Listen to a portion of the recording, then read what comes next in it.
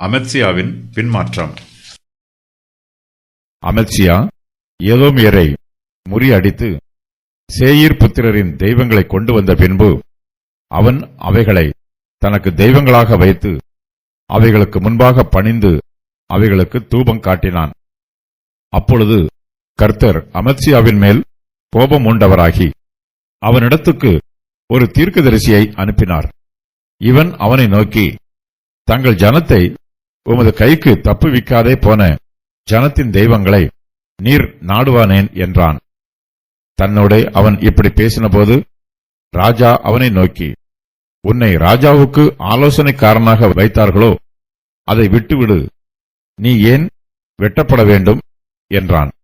அப்பொழுது அந்த தீர்க்கதரிசி, அதை விட்டுவிடு, நீர் இப்படி செய்து என் ஆலோசனையை கேளாமற் போனபடியினால் தேவன் உம்மை அழிக்க யோசனையாயிருக்கிறார் என்பதை அறிவேன் என்றான். அமத்சியா இஸ்ரவேலின் தேவனாகிய கர்த்தரை விட்டுவிட்டு ஏதோமியரின் தெய்வங்களை பின்பற்றி போகிறான். ஆகாஸ் அந்நிய தேசத்தாரிடம் தோற்றுப்போனான். அப்போது அந்த தெய்வங்களுக்கு அதிக பலமுண்டு என்று நம்பி ஆகாஸ் அவைகளுக்கு பலியிட்டான். எப்படி என்றால், சீரியா ராஜாக்களின் தெய்வங்கள் அவர்களுக்கு துணை செய்கிறபடியினால் அவர்கள் எனக்கும் துணை செய்ய அவர்களுக்கு பலியிடுவேன் என்று சொல்லி தன்னை முறிய அடித்த தமஸ்குவின் தெய்வங்களுக்கு அவன் பலியிட்டான். ஆனாலும் அது அவனும் இஸ்ரவேல் அனைத்தும் நாசமாகிறதற்கு ஏதுவாயிற்று. 2 நாளாகமம் 28-23. அமத்சியாவோ ஏதோமியரை முறியடித்தான். ஏதோமியர் தோற்றுப்போனார்கள். ஏதோமியரின் தெய்வங்களால் அவர்களை பாதுகாக்க முடியவில்லை. ஆனால் அமத்சியாவோ தோற்றுப்போன ஏதோமியரின் தெய்வங்களை தன்னிடத்தில் கொண்டு வந்து அவைகளுக்கு தூபம் காட்டுகிறான். அமத்சியா ஏதோமியரை முறியடித்து சேயீர் புத்திரரின் தெய்வங்களை கொண்டு வந்த பின்பு அவன் அவைகளை தனக்கு தெய்வங்களாக வைத்து அவைகளுக்கு முன்பாக பணிந்து அவைகளுக்கு தூபம் காட்டுகிறான். அமத்சியா ஏதோமியர் மீது யுத்தம் செய்து ஜெயிக்கிறான். இதனால் அவனுடைய இருதயம் பெருமை கொள்கிறது. இந்த பெருமையில் அவன் வடக்கு ராஜ்யத்தின் ராஜாவான யோவாஸ் மீது யுத்தம் பண்ண போனான். மேலும் ஏதோமியரின் தெய்வங்களையும் அமத்சியா யூதா தேசத்திற்கு கொண்டு வந்தான். அவைகளை தனக்கு தெய்வங்களாக வைத்து அவைகளுக்கு முன்பாக பணிந்து அவைகளுக்கு தூபம் காட்டினான். இதனால் கர்த்தருடைய கோபம் அமத்சியாவிற்கு விரோதமாக எழும்பிற்று. யோவாஸ் மீது நடைபெற்ற யுத்தத்தில் கர்த்தர் அமத்சியாவை தோல்வியுறச் செய்தார். அமத்சியா ஏதோமியருக்கு விரோதமாக யுத்தம் பண்ணிய போது அவர்களில் 10,000 பேரை உயிரோடு பிடித்து ஒரு கன்மலை உச்சியிலே கொண்டு போய் அவர்கள் எல்லோரும் நொறுங்கி போகத்தக்கதாய் அந்த கன்மலை உச்சியிலிருந்து கீழே தள்ளிவிட்டான்.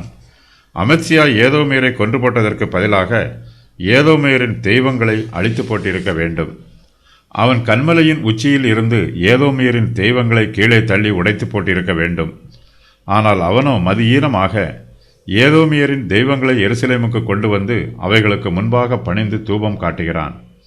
அமத்சியா கர்த்தரை விட்டு பிரிந்து ஏதோமியரின் தெய்வங்களை பணிந்து கொள்கிறான். இதனால் கர்த்தருடைய கோபம் அவன் மீது மூழ்கிறது. கர்த்தர் தம்முடைய தீர்க்கதரிசியை அமத்சியாவினிடத்திற்கு அனுப்புகிறார்.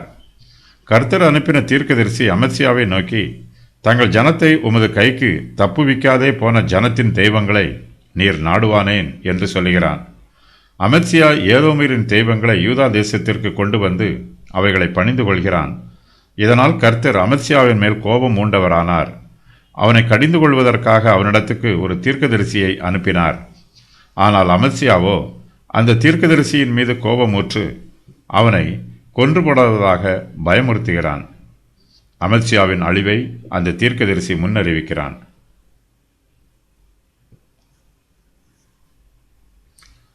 அமத்சியாவோ கர்த்தருடைய வார்த்தையை கேட்டு மனம் திரும்பவில்லை. அவன் தேவனுடைய சர்வ வல்லமையை புரிந்து கொள்ளவில்லை. அமத்சியா ஏதோமியரின் தெய்வங்களுக்கு அடிமையாக இருக்கிறான். தன்னிடத்தில் கர்த்தருடைய வார்த்தையை சொன்ன தீர்க்கதரிசியின் மீது அமத்சியா கோபப்படுகிறான். தீர்க்கதரிசி தன்னோட இப்படி பேசின போது ராஜா அவனை நோக்கி, உன்னை ராஜாவுக்கு ஆலோசனைக்காரனாக வைத்தார்களோ அதை விட்டுவிடு, நீ ஏன் வெட்டப்பட வேண்டும் என்று சொல்லுகிறான். கர்த்தருடைய தீர்க்கதரிசி தன்னிடத்தில் இதற்கு மேல் ஒரு வார்த்தையும் சொல்லக்கூடாது என்று அவனை தடை பண்ணுகிறான். இவர்கள் தரிசனக்காரரை நோக்கி தரிசனம் காண வேண்டாம் என்றும், ஞான திருஷ்டிக்காரரை நோக்கி யதார்த்தமாய் எங்களுக்கு தரிசனம் சொல்லாமல் எங்களுக்கு இதமான சொற்களை உரைத்து மாயமானவைகளை திருஷ்டியுங்கள் என்றும் நீங்கள் வழியை விட்டு பாதையினின்று விலகி இஸ்ரவேலின் பரிசுத்தரை எங்கள் முன்பாக இராமல் ஓய பண்ணுங்கள் என்றும் சொல்லுகிறார்கள். அமத்சியாவின் தகப்பனாகிய யோவாஸ் தனக்கு விரோதமாக தீர்க்க தரிசனம் சொன்ன சகரியாவை ஏற்கனவே கல்லெறிந்து கொன்று போட்டவன். அமத்சியாவுக்கும் அமத்சியாவிடத்தில் கர்த்தருடைய வார்த்தை சொல்லுகிற தீர்க்கதரிசிக்கும் செத்துப்போன சகரியாவின் சரித்திரம் நன்றாய் தெரியும்.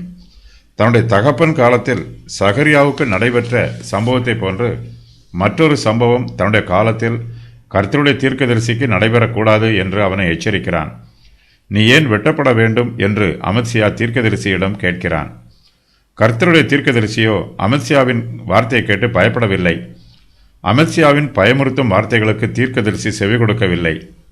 அமத்சியா சொன்ன வார்த்தைகளை தீர்க்கதரிசி அப்படியே விட்டுவிடுகிறான். தீர்க்கதரிசி ஏதோமியரின் தெய்வங்களை பற்றி பேசாமல் விட்டுவிட வேண்டும் என்று அமத்சியா சொல்லுகிறான்.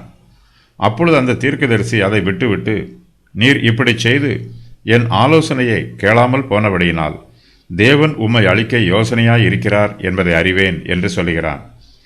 கர்த்தருடைய தீர்க்கதரிசி அமத்சியாவுக்கு நல்ல ஆலோசனைகளையும் உபதேசங்களையும் புத்திமதிகளையும் சொல்ல வந்தவன். ஆனால் இப்போது அவன் அமத்சியாவின் மீது சாப வார்த்தைகளையும் கர்த்தருடைய நியாயத்தீர்ப்பின் வார்த்தைகளையும் சொல்லுகிறான். அமத்சியா ஆரம்பத்தில் கர்த்தரின் பார்வைக்கு செம்மையானதை செய்தவன். அவன் தன் ஜீவியத்தை ஆவியில் ஆரம்பித்தவன்.